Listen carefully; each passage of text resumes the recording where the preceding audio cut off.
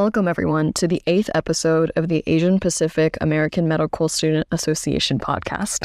From roundtable discussions of current health topics, to recaps of our panels with distinguished leaders in the healthcare field, to even meeting current student leaders within the organization, this is White Coats and Rice. My name is Iwane, and I'm a postbac at Stanford University and a member of the leadership committee here at APAMSA.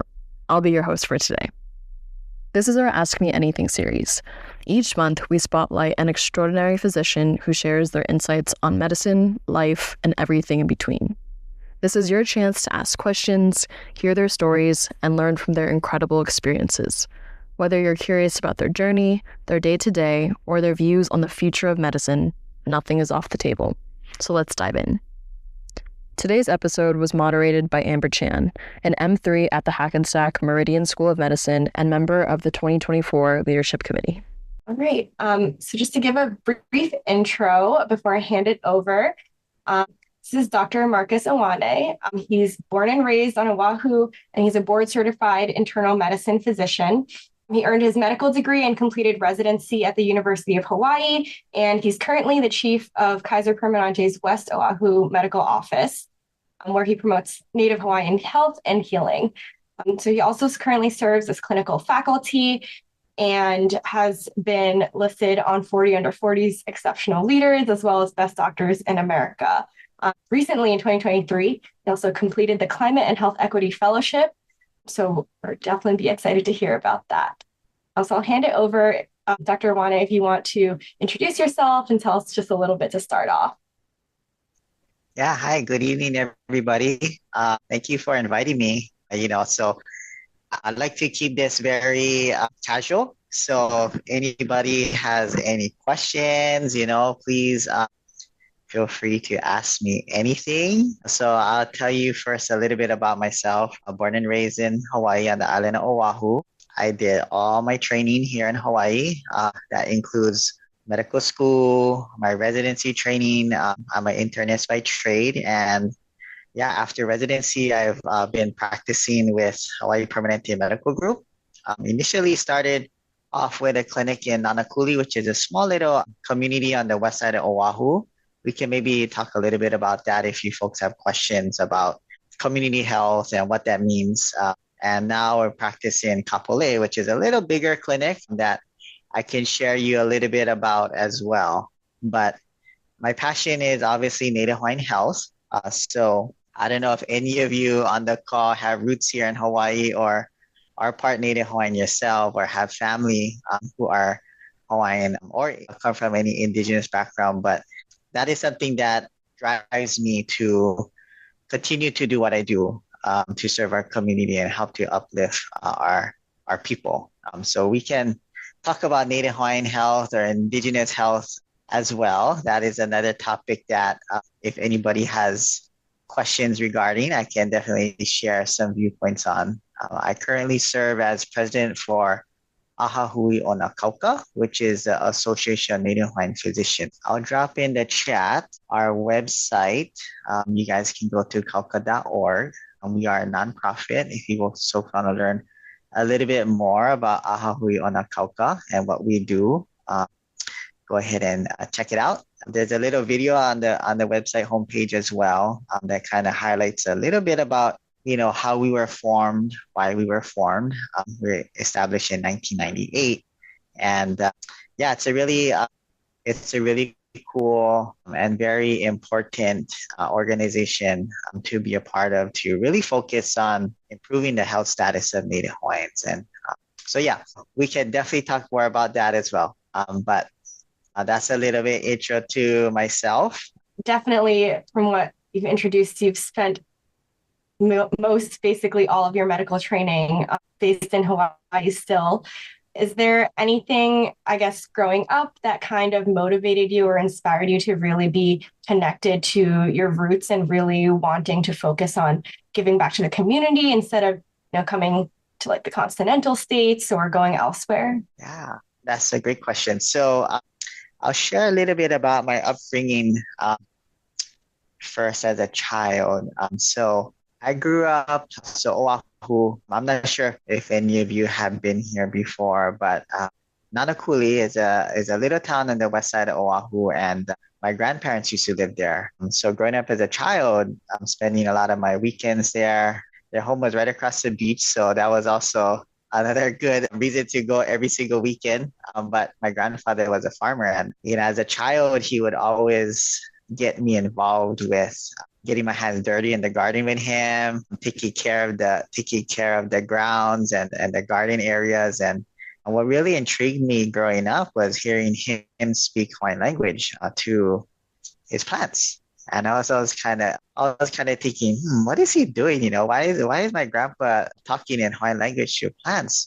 And so, it was something that I really didn't appreciate until I obviously got a little bit older, started to learn a little bit more about my culture, including Hawaiian language and everything that comes with that. Yeah. And so, I realized that at an early age, my grandfather was really teaching me the importance of connecting to land. Yeah. Connecting to the things that sustain us. Yeah. So our people, being, folks who have inhabited Hawaii for centuries. Yeah. Coming from an island that really didn't have a lot of endless amount of resources, right? So everything was about resource management, protecting our precious water sources, our land that sustains us, the fish that, feed us from the ocean. And it was all about sustainability and really focusing on the understanding that, once our precious resources are gone, there's no next state to drive through, right? There's no next area to get more resources, right? So is a very fine balance, right? That our people had a connection to land is so important. And, that concept we refer to as something called aloha aina. So aloha aina, aina is a word that we refer to as land. And aloha obviously is love, caring for. And so having this concept of aloha aina ingrained in me from early on childhood, really kind of helped me to understand the importance of making sure that you stay rooted. Yeah, you stay connected to your community. You stay connected to the land that sustains you. And that in addition to connecting to the importance of language. So Olelo Hawaii is what we refer to as Hawaiian language. And, as I started to go through grade school and then eventually in college, I took Hawaiian language courses. And, that's very important because in language, that's where you connect to cultural identity. And, through all of these things, right, you're really focusing on what we refer to as cultural health. And so that, really helped to lay a foundation for me as a Kanaka, yeah, as a Hawaiian person, yeah, as a Hawaiian male. And, carrying that through, my training really inspired me to figure out how to bring this into my medical practice. Mm-hmm. And so, I decided to stay home for training throughout my college career, throughout medical school, even residency, specifically because of, this connection that I have to my aina, yeah, my land, and being able to understand and care for our people. We see this as more of what we call kuleana, or responsibility that we have as Native Hawaiians to really be able to take care of our own home. Yeah. And so that's kind of what inspired me to stay home and, get even more deeply connected with community, which I feel has only helped me along once I started to establish my medical career, and really helped to build those connections with folks. So yeah, a little bit about why I chose to stay home. I'm sure there's obviously more, maybe we can talk a little bit about what I do in my free time later, but yeah, I could not personally live away from the ocean. So that's another reason. Honestly, such an inspirational story, just going from like your childhood being with your grandfather and realizing later in life what you didn't realize, like growing up, that he was instilling in you all of these like traits that as a child you don't really appreciate. But I definitely appreciate how, you consciously are bringing that into how you practice medicine today, because I feel like it really brings a factor of humanism that I think many patients who, may deal with America's healthcare system today feel that we don't really have that provider patient connection as much anymore. Like the way things are driven, especially like larger hospitals or like metropolitan areas, it almost feels like patients see the doctor for 2 minutes and then they feel that, yeah, you're doing all this stuff for me in the background. You're treating my physical health, but I don't really know what emotionally is happening. So I think it definitely sounds great that, you've been so conscious about that in your practice today. Yeah, I see something. So Victoria, I see you put a question in the chat. Victoria, where are you from? I am from New Jersey, but I'm currently doing my medical school in Kansas City. Oh, fantastic. Awesome. Well, Thank you so much for welcome. being here tonight. Yeah, no, my pleasure. My pleasure. Uh, so I see your question. Yeah, what are some unique health challenges or needs of the Native Hawaiian Pacific Islander community that you feel are important for all clinicians to be aware of? So that's an excellent question, and so I'll kind of give a roundabout answer to that one by sharing another story because I like to share stories. So one of the very first patients that I began to care for right out of residency training was a young Native Hawaiian man who was diagnosed with really bad and uncontrolled diabetes. And, I kept really trying to push medications, yeah, trying to get his diabetes under better control, trying to stress the importance of that because, his grandfather and his father both ended up having end-stage renal disease on dialysis and, a lot of these bad complications of diabetes. And, I felt like at his stage in his life, he was at a point where he could make a difference, yeah, and prevent, his kidney function from declining, prevent his eyesight from getting affected and other things, including decreasing his risk of strokes or heart attack. And so, I was really pushing, yeah, medications, including lifestyle changes for him. And, he really kind of seemed almost resistant to, wanting to take medications. Yeah, I didn't know how engaged he was. And yeah, I couldn't really understand why he wouldn't want to get his diabetes under better control. And, so it wasn't until a while, he talked to me and he said, hey, it's not that I don't want to take my diabetes, or get my diabetes under better control by taking medications. At the end of the day, I really got to figure out, how am I going to pay for these medications, or how am I going to put food on the table to feed my family? And so, that kind of took me aback at really understanding that, there's so much factors outside of just the medical care we deliver that influences health and wellness. And so, Native Hawaiians, Pacific Islanders, especially here in Hawaii, have the highest rates of chronic disease, yeah, diabetes, heart disease, obesity, hypertension. We have the highest cancer incidence. Native Hawaiian females have the highest infant and maternal mortality across all ethnicities in our entire nation. And so how can this be, right? Why are people so sick? I think there's a lot of things that influence health and wellness, yeah, outside of, genetics, right? Outside of predisposition to getting certain conditions. We're talking about social cultural determinants of health. And so that's something that's very important for all of you to kind of understand is that, actually what we do within our four walls of the medical clinics, our hospital systems is just about 11% of a patient's overall health pie. Yeah. The larger part of that is, access to food, right? Access to places where you can exercise safely, so the list goes on and on, education. And so there's there's many things outside of just what we do in medicine that influences health and wellness. Yeah. So recognizing that I think is important, specifically for Native Hawaiians. Yeah.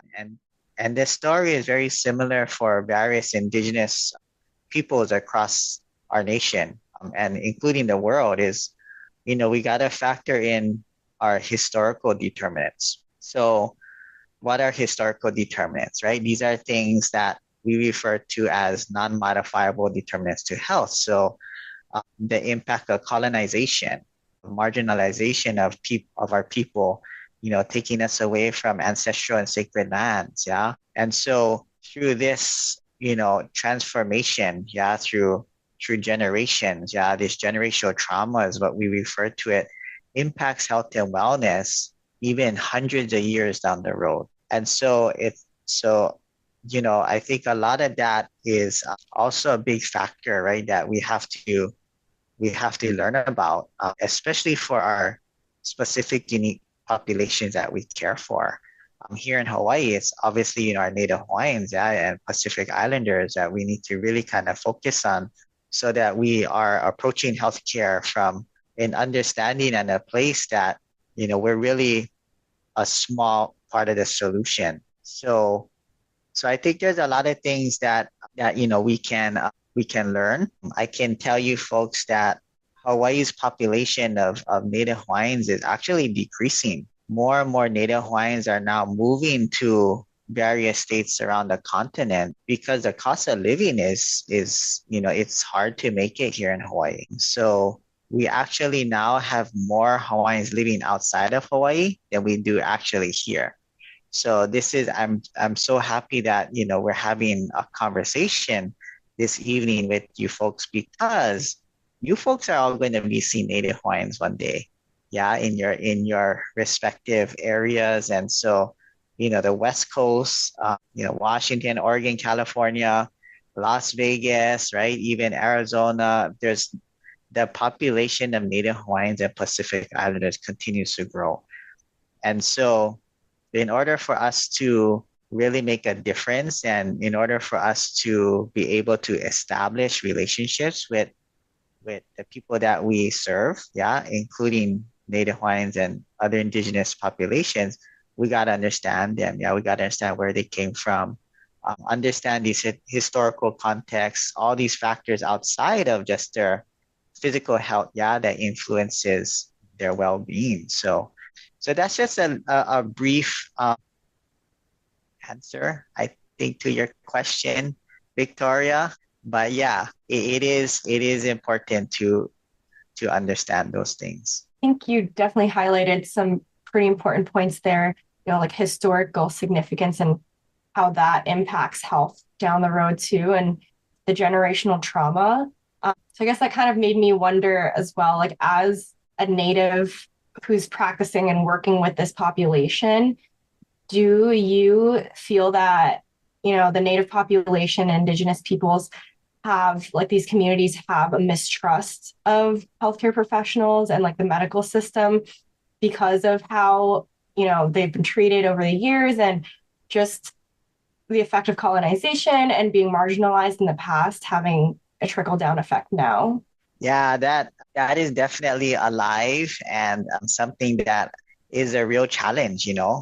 So what's very important to note is that and we're trained, right, in a very Western way.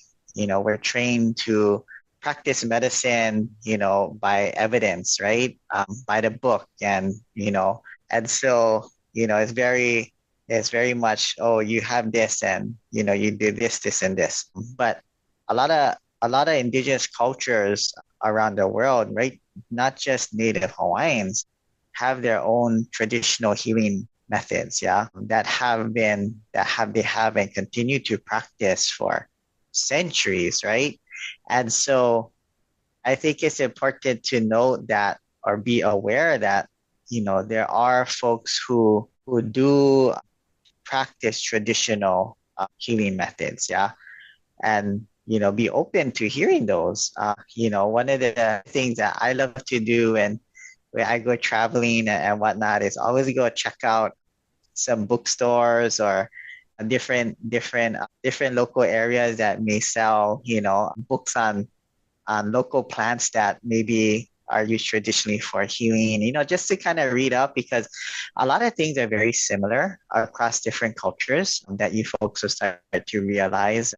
And so having an open mind and approaching your patients and community from a standpoint of humility and curiosity, I think is something are great skills to have as a clinician. Yeah, I can tell you that will only make you a better clinician because you're able to build stronger relationships. Yeah. So, the relationship between a healthcare provider and the patient, I feel, and the patient's family, I feel is the strongest therapeutic force, even stronger than a medication we can provide for anybody, right? Without that trust, without that foundational relationship, it's going to be very hard for you to make change, right? To inform folks, to engage with them, and having a good relationship with your patients and their families, is therapeutic not only for them, it's therapeutic for you too, right? That's what keeps us going, right? That's what keeps us coming back every day for more, right? Because medicine is really challenging, no matter what field you decide to go into, whether it's surgical field, specialty, primary care, they're all very challenging in its own ways. And so, making sure that you have that foundation, right, to rely on, and that foundation is really how do we build that trusting relationship? Yeah. So like you mentioned, Amber, yeah, the generational trauma, the cultural trauma that our people have experienced, even if it happened 100 years ago, for many, it seems like it's still happening. Yeah, this inherent racism and perceived discrimination is a real thing. Yeah, it impacts, it's a chronic stressor that has been shown to increase risks for mental health disease. It increases risk for higher risk behaviors, yeah, that impact health and wellness. It also has been shown to affect cardiovascular reactivity and recovery, increase the risk for diabetes. And so the list goes on and on. And so, I think it's important, right, to talk about these things, in forums, yeah, such as this. A lot of folks kind of like don't feel comfortable talking about it, but it's very important to talk about. It's not about pointing a finger or, blaming this person or that person, right? It's about the cultural humility, yeah. And so wherever you folks go, wherever you folks practice, you are going to have, you are going to be on indigenous grounds, in indigenous communities. And so learning in partnership with your folks and your population that you care for, I think is extremely important. Yeah. I definitely. Oh, yes. I see Rihanna. You're unmuted. Do you want to ask a question? Yes. Hi, Dr. Iwane. Thank you so Hi. much for being here today.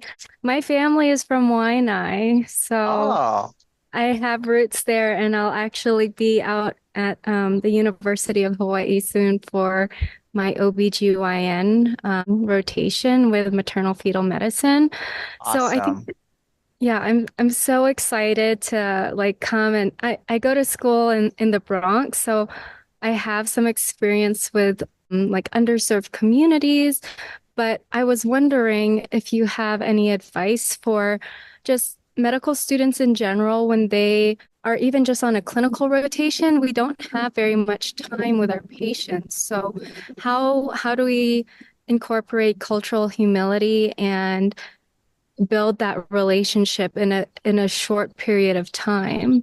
Yeah, that's a great question, and I think, part of that is it comes with time. I think the more folks you take care of, the more people you talk to, you develop your own style of how you build that rapport. So, I could tell you that mentorship is extremely important. Yeah. So I wouldn't be in the position I am today without having awesome mentors. Yeah. And so, you learn from your mentors, right? You can see how your mentors interact with patients and how they are able to build relationships. So, one of my mentors, I don't know if you folks have ever heard of him, Dr. Noah Emmett Aluli. So he is a family physician on the island of Molokai. And one of the things that really kind of stuck with me as I started to spend time with him in his clinic even before I went to medical school, was his ability to make that instant connection, yeah, with his patients. And for Uncle Emmett, right, it wasn't so much about the medicine, right? It was about that connection. And so, when I would see him talking to his patients, yeah, he will be talking about what's your last name? Or who your mom, who your dad, or where you from? And so, you know, he trying to figure out, he was always about that connection on a humanistic level. Yeah. And so finding that commonality with your patients, I think probably the first step, that we all should be trying to aspire to reach. I think the challenge that you mentioned is we have such a short time, right? In primary care, we're on 20-minute visits, but after the patient gets worked up, right? After the vitals and everything gets done, I maybe have 10 minutes in the room with the patient, right? Before I got to hop on to my next one. And so in the busyness of the day, it's very easy to get caught up in addressing your needs as a physician rather than the patient's needs, right? And so it's okay to take a pause, right? It's okay to slow down and just kind of like talk story. Most of the time I can tell you if it's a brand new patient for me, or even if it's like a patient I've been taking care of for 10 years. Sometimes we hardly even talk about medicine in the exam room. We're talking about fishing. We're talking about where did they last go on their most recent vacation, right? You're talking about their grandkids. We're talking about, oh, their son got married, and so it's that types of connections that I feel like matter most to our patients. So yes, we do have to address their medical needs, but unless you can figure out how to build that relationship, right, and get to know people on a personal level, it's gonna be hard, right, to continue to engage with them. And so that's kind of like something that I would actually focus on, when I go in to see my patients. And I encourage, you folks all to kind of also take cues from various mentors and see how your preceptors interact with their patients. Everybody has a different style, right? And so yeah, here in Hawaii, yeah, we're all about the connection. Yeah. And so connections not only personally, but connections from a family centered approach. Yeah. So to me that's what matters, right? And yeah, it's fun because you find some really interesting things about people. They do all kinds of really cool stuff in their life, and it's just that's what excites me, to learn more about them. Every time I see a patient, yeah, I'm learning something new about them, which is super awesome. Yeah, and it's these things that you remember. Yeah, but it helps you to also ground yourself as a physician too. Yeah, so awesome. No, I'm glad that you're going to be coming out here. You feel free to message me if you want to come out and check out our clinic over here in Kapolei. I would love to. I'm staying with my uncle. He lives in Makakilo, so it's Oh, perfect. perfect. Yeah, Perfect. yeah. Awesome. Everything has changed there in West Oahu so much the past 20 years, I feel like. Yeah, yeah, yeah. So yeah, yes, please send me a message. I'm not sure, Amber, does everybody have my email? I can send it out in Yeah. the chat. Actually, I'll just type it in the chat right now. Yeah. So please feel free to email me anytime if you folks have questions. I guess I take a little bit to kind of talk about what we're doing specifically over here in Hawaii within Kaiser Permanente. So maybe we'll see you soon and you can come check it out over here. But I talked a little bit about social culture determinants, right? And how that influences health and wellness. And if we drill down health and wellness even to life expectancy per zip code. So if we're looking at different zip codes, our zip code where Rihanna has roots, if you come from this zip code, your life expectancy is actually 10 to 12 years less than if you reside just 5, 10 miles down the road. And there's different pockets like that across all islands in Hawaii. Yeah, and typically these pockets are rural areas. These pockets are areas that have a very high concentration of Native Hawaiians. These are where what we call homesteads are located. And so, it's really frustrating, yeah, to see this, yeah. How can your life expectancy be determined by where you live? So that really kind of alludes to the fact that there are a lot of other things that in health and wellness. And so what we've done specifically in the clinic that I practice at here in Kapolei is really focusing on that cultural health aspect, right? And building programs and building community partnerships specifically to address these needs, right, within our vulnerable populations, our Native Hawaiians, our Pacific Islanders. Actually, our Filipinos have a very high rates of chronic disease as well. So what we've done over here is we've built this almost like center of excellence for Native Hawaiians. And so, within our clinic grounds, we have a walking pathway that has garden beds, and we have a traditional healing mala or garden, and we have taro patches too that we actively farm on our clinic grounds. And so it's a different way of approaching health and wellness. And so, you're not just a physician, right? That comes and practices within our four walls, but your reach goes far beyond that, right? Community partnerships.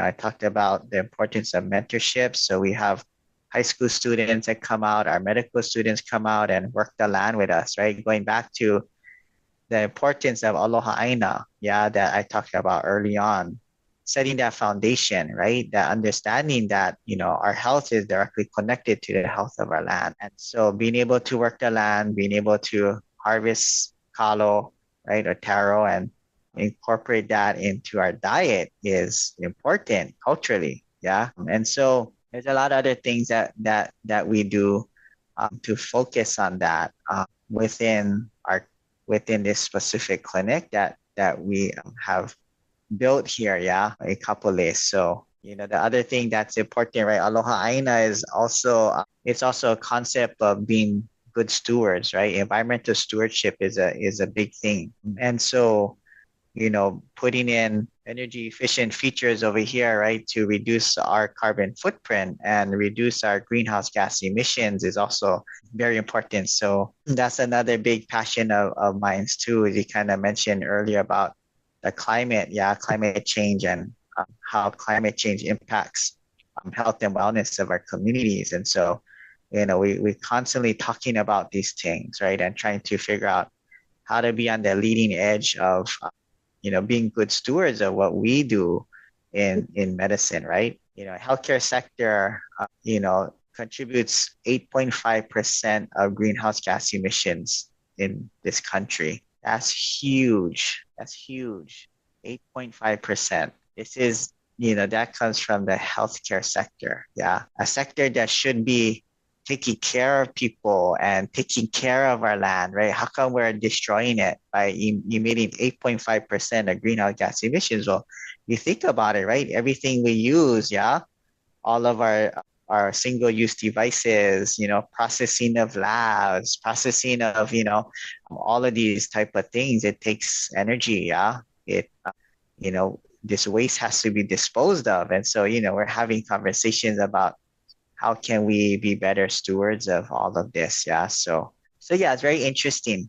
But yeah, I got lots to talk about. I think that's really cool having, having high school students even come in and work the land physically and really being able to connect, and it's like being able to pass that on generationally, and how, like harvesting things brings it back into your diet. And it's like this self-rewarding cycle. I think that's really cool. I wish I had something like this here that my school could do. I have a question. I've always sort of had the struggle of like with the healthcare sector, and like in my background, I studied like environmental engineering and sustainability in undergrad. And so it really like shook me when I, started medical school and saw like all the single-use items we have. And like we, for sterility, we have to have a lot of these plastics and single-use items. But I was wondering if there's any suggestion you have, or like if your medical practice has put into play some sort of effective like reduction of waste or recycling of items that you've found to be like really useful and like very satisfying to see that in practice. Yeah, so I could tell you it's really challenging to make such a big change happen. So across of a large organization, yeah. And so, just bringing it back to understanding that, change starts at home, right? It can start with you and, making a conscious choice of, how we support our environment, right? Individually. So yeah, I can tell you agriculture, yeah, is a big contributor to greenhouse gas emissions. And so, a 2 pounds of beef, right? To have 2 pounds of beef land on your plate, that's actually equivalent to about 160 miles of greenhouse gas emissions driven by a car. So that's just 2 pounds of beef, right? So, figuring out how to support local, I think is also another big thing. So, for us over here in Hawaii, everything has to come to us by boat or plane, right? And so that's a huge amount of energy that needs to make that happen. Yeah. A lot of these things we have come to rely on in our everyday life. And so how can we be better stewards of supporting local, of supporting sustainable organizations, yeah, within your own communities, and also being a little bit more mindful of, the types of things that, we're eating, because I'll give you an example. 85% of food that we consume here in Hawaii is not from Hawaii, but yet traditionally, yeah, our lo'i kalo systems, our traditional kalo system supported a population of upwards of 1 million people. And so think about that, right? We have come so far away from land stewardship, from resource management, right? To relying on something that is not even produced here in Hawaii. And so how do we get back to rebuilding that model of sustainability of land and resource management? Because food grown locally, wherever you are at, right? The shorter distance of food has to travel from the ground to your plate, the better it is for not only the environment, but it is for your health too. Less processing, right? The food's always fresher. It's more beneficial to your health. So I always kind of encourage folks to think about how they eat, the types of foods that they eat, the type of things that they buy, and so just making a little conscious effort starting at home. Yeah. And so that includes even, lower carbon forms of transportation, right? Like electric vehicles, LED lights, all those type of things. So, but yes, change is necessary. I think a lot of folks, across the nation now, especially in the healthcare sector, is looking individually within their own organizations at how they can reduce their own greenhouse gas emissions and carbon footprint. So, but yeah, I think we have a long way to go, but we're getting there, which is why, I think individuals like you folks, right? If you are interested, right? If environmental stewardship and environmental justice is a passion of yours, you guys should really harness that passion. Yeah, there's so much environmental groups out there, right, that are doing fantastic work. So partner with them, right? Get involved with these nonprofit organizations. One of the things that I completed in 2023 was what we call a climate and health equity fellowship.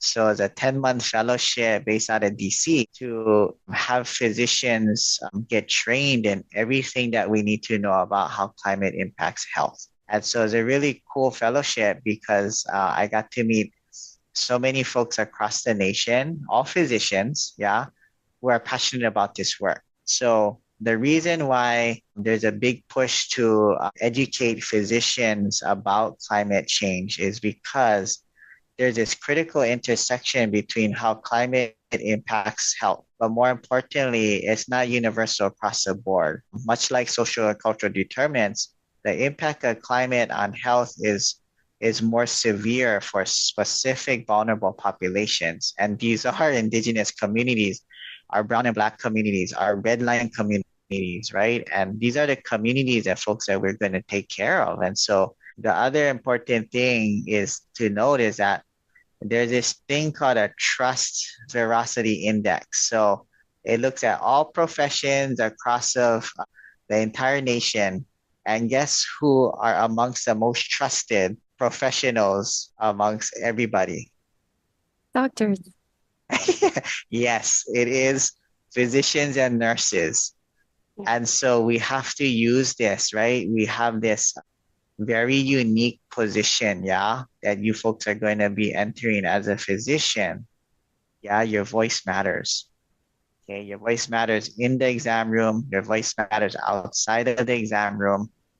And so we can all be leaders, right, in advocating for what's right, yeah, for our people and our communities. So that is something, that is, I think, going to be growing in popularity and importance over the next couple of years, especially as our global warming continues. Yeah. It's definitely, I feel like I would echo everything you've been repeating, how the importance of just having these conversations and just starting that thought process, like plants a seed in all of our minds. And, as we're going day to day, working with our patients and encountering all these single use, medical supplies, I would definitely admit it's definitely not in the forefront of my mind, but having these conversations always plants that idea where, looking back, I would say today I probably threw out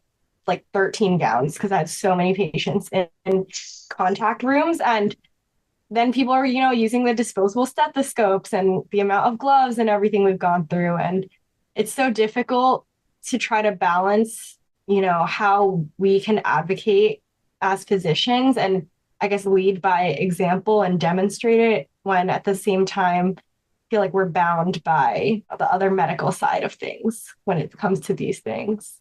But I did notice we're coming to our last 5 minutes. I know, Dr. Iwane, you were, excited to share a little bit about what you do in your free time outside of medicine as well. So if you want to wrap it up and end by sharing a little bit about what your life is like, enjoying the beaches and the culture and life there, we'd definitely love to hear it. Yes. So I am married. I have two children. So our son is 11 and our daughter is 6. And so, a lot of time outside of, taking care of patients and the daily grind of being a physician is obviously spent with family. So family is a big thing, that is what grounds me. And, I think that work-life balance. Oh, look at that. Yeah. Yes. So that work-life balance as a physician is extremely important. Yeah. Family is really everything. Yeah. Family is who you can fall back on in your tough times, and even celebrate with you in your good times. Yeah. And so, one of my best friends is also one of my colleagues, he always tells me, yeah, we're all gonna pass away one day, right? And so what do you want, people to write on your your graveside or your tombstone or whatever it may be, right? Do they want do you want people to know you as, you know, Dr. Iwane, he was a great physician. Dr. Iwane, he was a great, clinician or whatever, or would you want people to remember you as, Dr. Iwane, he was a great father, right? A great mentor, right? So, I think it's important to really focus on what matters most to you. And remember that through your medical training and even as you start practicing, because, like I said, the field of medicine it is a challenging profession. Yeah. But it is also, in my opinion, or if not one of the most rewarding. Yeah, when you can make a difference, right? When you can see that smile on your patient's face, right? That's what keeps me coming back, right? And so, besides family, I love the outdoors. Fishing is like one of my biggest, most favorite pastimes, and I love hiking and I do a bit of hunting too. So just kind of being outdoors, and that allows me to also connect to our environment, connect to the land, and that's what grounds me. And just having that time, right, to rejuvenate, yeah, to kind of re-energize, and that's important, yeah. So whatever it may be, right? If you guys don't have hobbies, that is okay, but I encourage you folks to explore your passions, yeah, whatever it might be, because in the tough times, yeah, that's what's going to keep you going, right? Go to your happy place and, take care of yourself. Yeah, that's important. Yeah, that's definitely some great advice that I think as students we can all try to really take away and actually explore. So I know it's so difficult for students once you start school, the hobbies, the priorities aren't exactly up there to be pursuing them as much, but you're definitely right. The things that will ground us at the end of the day, whether it is going outdoors or knitting, whatever the climbing, the hobby is always going to be there for us at the end of the day. And this exam will be over, the next thing you know, but the things that really ground you are really still there. Great words to end on. Thank you, Dr. Iwane, for taking the time to speak with us today. Yes, absolutely. And like I said, you folks have my contact information, my email. You can go ahead and share it, even to the brother who couldn't join us today. So if you folks have any other questions or want to reach out anytime, okay? Thank you. Enjoy the rest Thank you of so the day. much. And that's our latest installment in the Ask Me Anything series. If you have a specific physician or specialty that you'd love to hear from, let us know. You can reach us at professionaldev@apamsa.org. We hope you enjoyed today's episode as much as we did, and don't forget to tune in next time. Thanks, everyone.